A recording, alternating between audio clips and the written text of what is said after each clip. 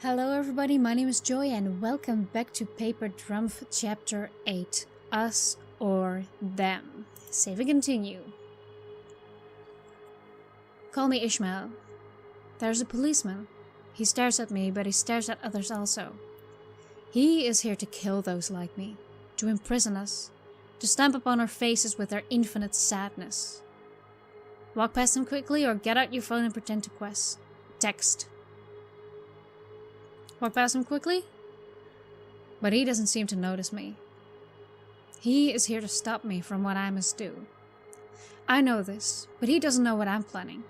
I look like him after all, our skins are the same, but there is a soul beneath mine, and only degradation beneath his, beneath theirs. I wonder if that is why they chose me. But it was not man, of course. It was God who gave me this final task. Nothing can occur without His will. God is all good, all wise, all present. Oh my, I wait on the platform edge.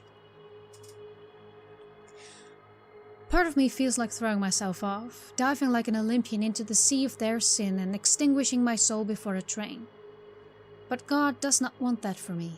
Suicide and murder are prohibited, unless in our fear and in our trembling we allow Him to call to us, and we reach a cloud of unknown devotion, of hatred, of perfect love and joy, until we are redeemed or until we are vindicated.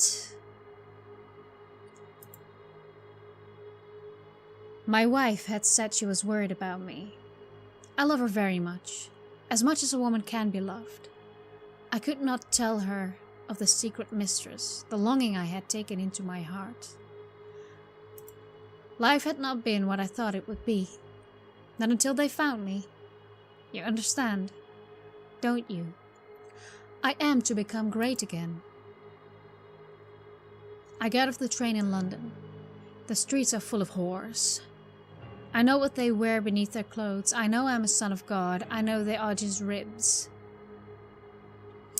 Ribs, oh right, from Adam and Eve. I know they are just ribs. One of them, you can see the shape of her breasts beneath wool. The product of the lamb, debased, dragged against the temptation of their flesh. I want to kill her, I want to erase her, or I want to fuck her. I guess this would be the least worst of all three. She is crying about something. This confuses me, so I walk on.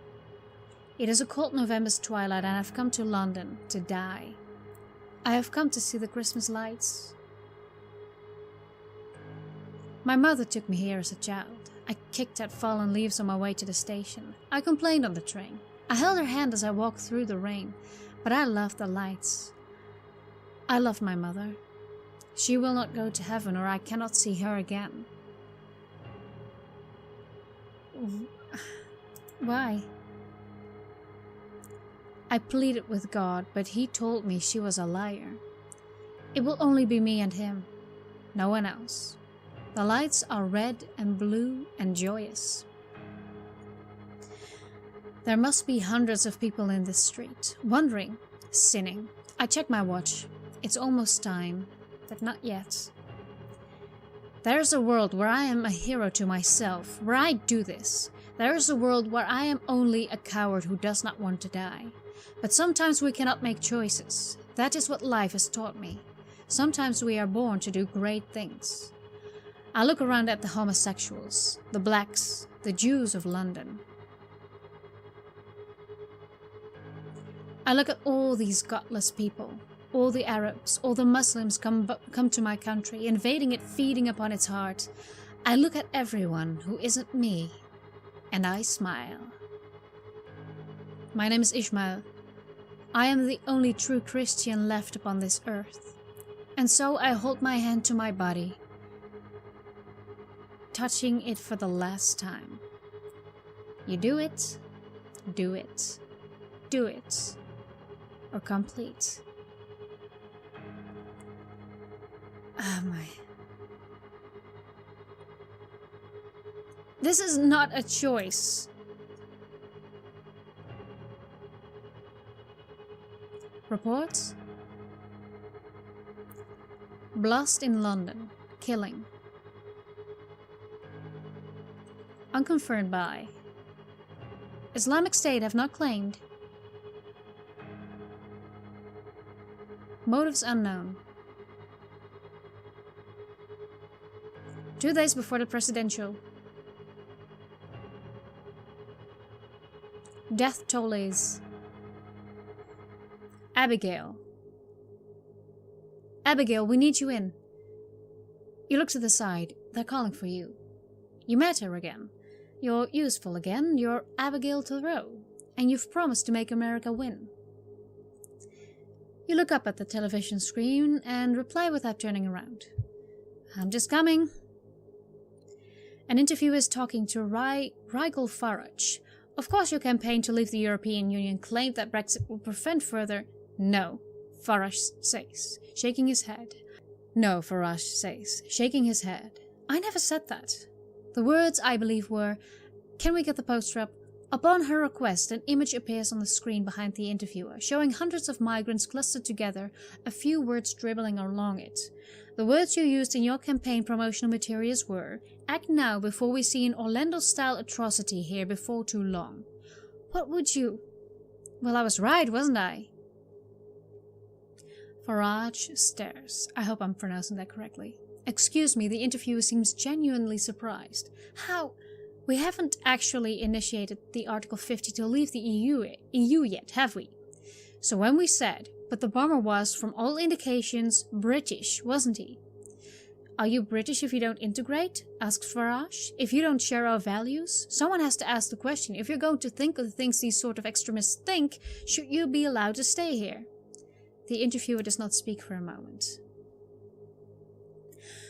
Let me, she begins. If I understand you correctly, are you saying that if someone doesn't think like a certain group or subscribe to a certain ideology, that they should lose their citizenship? That they should be deported? Farage laughs. We were talking about a terrorist here, Anne. You talked about integrating, about values, not terrorism. What about free speech? Well, you can't just bloody say what you like, he says. It's not the way to run a country. A lot of countries are fine run that way, he says. Many of our allies, America's First Amendment guarantees. For now, he smiles. Excuse me? The world runs that way for now. But we are taking back control. You turn off the screen and go to the meeting room. You spent the day fighting fires, not like you did before, not when you were at his side, but you do what you can. You spread it, hatred or truth. I'm guessing hatred from her perspective. You keep listening to it all, even when all the eyes of the world, all the voters of America have forgotten. Just prior to the bombing, Jonathan Smith sent a video of his gospel to major news situations identifying himself as Ismail Hamashiach. Initial reports of Islamic State involvement have proven to be unfounded. A former patient at Godfrey Smith was a talented bio, and you're tired. Mid-afternoon, Minnie Drumpf gives an interview to DNN. Drumpf's wife is asked about her experience as an immigrant and how she found integration. She is the model of a desirable import. Not a threat, she is what she is. The interviewer smiles at her and Minnie smiles back. Both act as if no attack has happened, as if context does not exist. This is the way these shows work.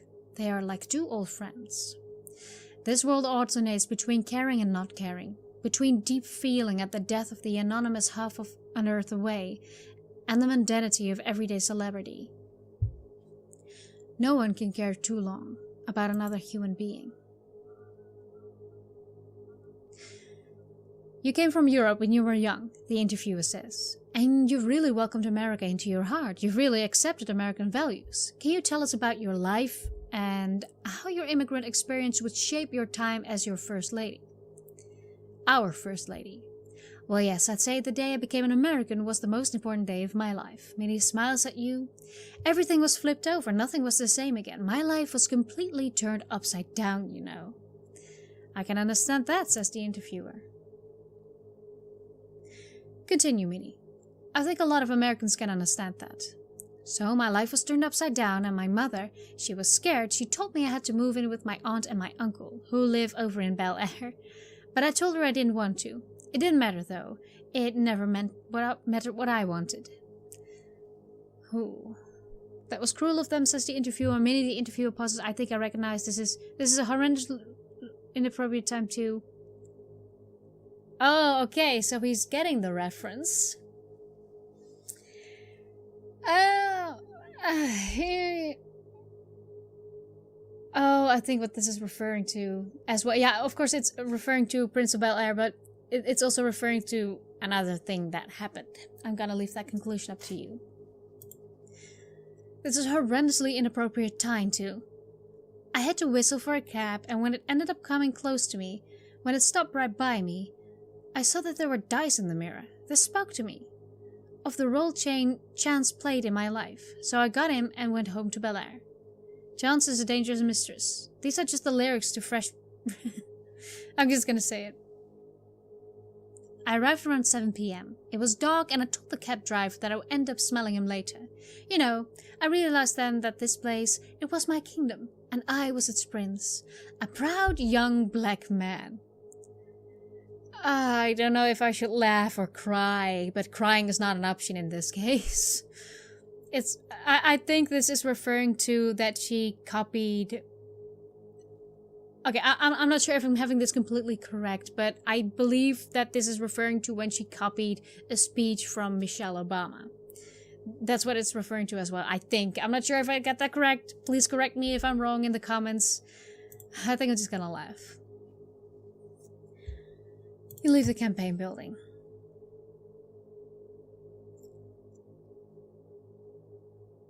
Four American nationals were caught in the... You're just not good enough, Simon says. You just don't have what it takes to be Britain's next. I think we should get rid of him. I think we should. Smith is survived by a wife and 2 children. The world has a...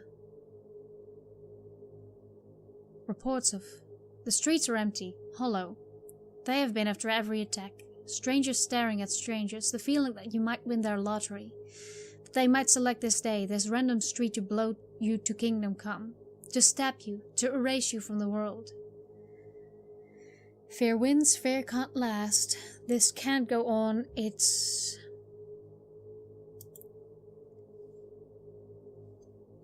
You get a cab. But even here he pervades, even here Drumpf presides, and those like him. Last night the radio crackles, our allies, the United Kingdom, that means Scotland, that means England, that means Wales and Northern Ireland, were attacked by a radical Islamist terrorist. God, I'm sorry. He pauses. He was right again. I've been right this whole time. Radical Islam is a threat.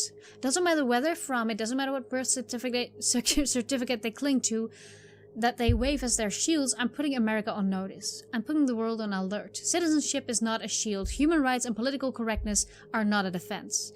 This idea you have that we're weak, that we won't respond, well, you are right. It's true. But only for a few more days, he says. You know what I'd do if some Arab blew up a bunch of American guys in Times Square? I'd do worse than ban them. I'd obliterate them. Those nations of towelheads, of savages, what have they created? What business do they have that compares with ours? With mine? The United States of America is the land of Washington, of Reagan, of nuclear weapons, of me. Those who would do this nation harm, whether you are individuals or countries, citizens or illegals, be on notice. If you attack us, if you kill one American soul, I'll kill 1 million of yours. You blow up your loser backpack bombs, I'll launch a thermonuclear arsenal back. And that's going to be a manifesto promise, he says. Because that's how we solve problems. And now I speak to you, America. If you want to be safe, if you want to be free, if you... The driver interrupts. You have reached your destination. You get out. You stand in New York. You stand in Manhattan. And you've come to meet someone. The journalist answered you almost immediately when you messaged her to tell her you had information about Drumpf, about his campaign. She had not yet returned to the United Kingdom. She was still in America, and so she came here to meet you. She's in the bar across the street. You go. I'm sorry for that slip up there. Hi, she says, a little nervous. Hi. I'm sorry I didn't call you after, or get down to business. No! Talk to her. Don't be, she says. But she smiles a little. It was what it was. So what do you have for me? She has a pen ready to go. What were you going to write about in your earlier article? A campaign manager saying what you said to a journo. Saying what you said to a journo. Your sound bites about Drumpf were perfect without even so much as an off the record, she pauses. It's nothing personal. I just wouldn't have been a very good journalist if I hadn't used them. How did he stop you before? I don't know how his people found out, she says, but I got a call from my editor saying we were pulling the story. We made his people, you people, I guess, pay dearly through the teeth in terms of promised exclusivity on various terms. Trade-offs were made, it's how it all works. How do I know I can trust you this time? How do I know Drumpf won't stop publication again? Well, she grins, if you give me a story worth crossing him for, nothing in the world would stop me. I'm finished in politics if I do this. The journalist says nothing immediately. What could she say to a statement like that? Eventually, a waiter comes and takes your drink order. Coffee, the journalist says. A lemonade, please. When the waiter leaves, the journalist turns to you. So, we have a story or what? On the record, off the record. What does that mean? Is she recording? Off the record. That's going to severely limit the impact and publishability of what you give me, she says, frowning. Are you sure?